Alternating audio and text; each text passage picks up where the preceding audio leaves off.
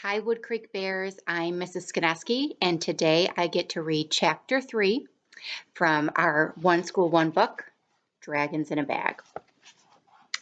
I sit by myself in the kitchen with my eyes glued to the box and my mouth glued shut by peanut butter.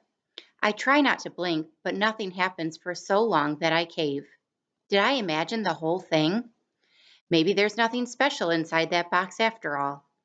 Then I hear a scratching sound at the window, which is open just a crack. At first, I think the breeze is making the crisp, yellowed paper blind scrape against the window frame. But when the sound keeps up, I realize there's something moving out on the fire escape. I take another swig of root beer to unglue my mouth, just in case I have to cry for help. Then I stand up and take a breath. I go over to the window and carefully lift one corner of the drawn blind. The sight of a furry gray squirrel makes me sigh with relief. Whew. Squirrels are harmless, but this particular one seems determined to open the window. She reaches her paws under the edge and her sharp claws scratch against the metal frame. Want to come in? I ask, even though I know she can't understand me. But to my surprise, the squirrel stops reaching under the window and nods at me. I glance over my shoulder to make sure Ma's not around. She must have one of those really old rotary phones because I can hear her dialing it in the dining room. I tug at the blind so that it rolls up a bit. The squirrel clasps her paws together and eagerly hops from one foot to another. If I ever let a rodent into our kitchen, Mama would pitch a fit. I think they're kind of cute, but Mama says squirrels are just rats with bushy tails. I bet Ma would pitch a fit too, but something about this squirrel makes me think it's a risk worth taking. I lift the window so the squirrel has enough room to crawl inside. The first thing she does is hop onto the counter where Ma left the stamp covered box. The squirrel grabs the box like she's going to lift the package up. Then she turns her head and rests it on top of the box. She closes her bright black eyes, and I realize she's listening to whatever's inside. For several seconds, the kitchen is silent. I can hear Ma's voice in the other room. It sounds like she's arguing with someone. Finally, the squirrel lets go of the box and bursts into a fast flowing stream of screeches and chirps. I can't understand what she's saying, of course, which seems to frustrate the squirrel. She hops from the counter to the table and grabs what's left of my peanut butter sandwich. Are you hungry? I ask. Go on, take it. I don't want any more. I expect the squirrel to start nibbling at the half eaten sandwich, but instead, she hops back onto the counter and sets the sandwich on top of the box. We both wait to see what will happen. A low rumbling sound comes from within, and then the box suddenly jumps and the sandwich goes flying onto the kitchen floor. I bend down to pick it up, and that's when I feel the squirrel's 4 feet on my back. When I stand up, I see that she has hopped from the counter to the top of the fridge.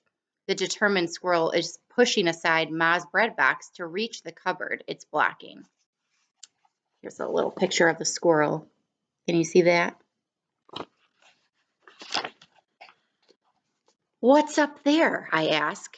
The squirrel answers in her own language and keeps tugging at the knob on the cupboard door. It seems to be stuck or locked, and as the squirrel tries harder to open the cupboard, her feet push the metal bread box closer and closer to the edge of the fridge. I reach up my hand to stop it from crashing to the floor before anxiously glancing over my shoulder.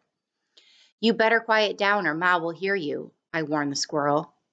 She stops chattering and puts her front paws on her hips as she studies the closed door. Maybe the cupboard really is locked. I put my hands on my hips too and think for a moment. What could be so important that Ma would keep it locked away in her kitchen cupboard? And what's the connection between whatever's hidden in the cupboard and whatever's inside the box from Madagascar? The squirrel tries to fit her claws under the edge of the door, but the cupboard still won't open. She screeches and jumps up and down in exasperation. Hold on, I'll help you, I say. I lift up a chair to make as little noise as possible, and I move it from the table over to the fridge. I put one foot on the seat of the chair, and my second foot leaves the floor just as Ma comes back into the kitchen.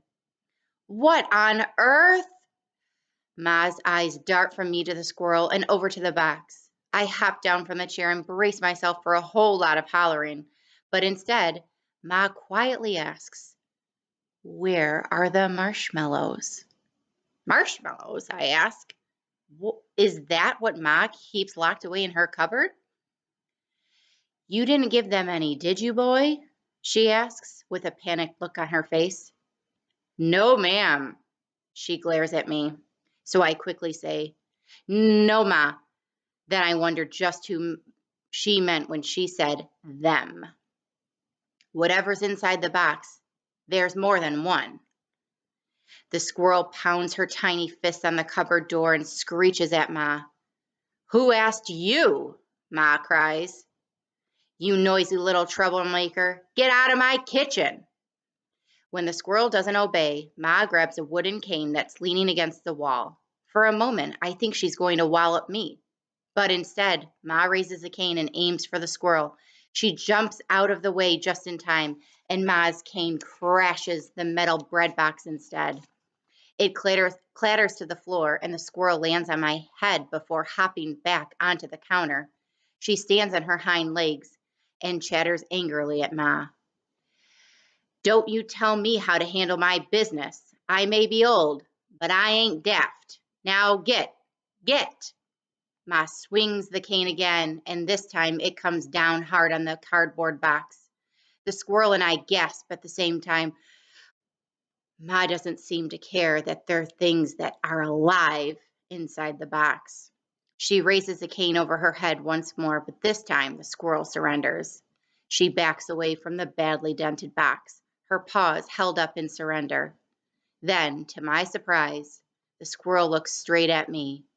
She points at the locked cupboard above the fridge before squeezing out of the open window and disappearing down the fire escape. And that is it for Chapter 3. Stay tuned for Chapter 4 tomorrow. Bye, everyone.